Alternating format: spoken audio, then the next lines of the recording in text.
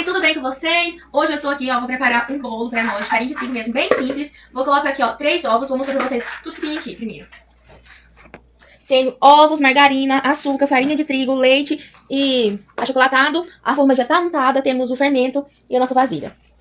Então, 3 ovos, açúcar, temos aqui 3 xícaras de açúcar, já me digo, 3 colheres de margarina. Vamos mexer tudo aqui, vai ficar bem homogêneo, pessoal.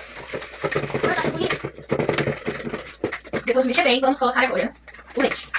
Vamos acrescentar aqui o leite. Vem cá, menina. Mano, eu não gosto do bolo, não.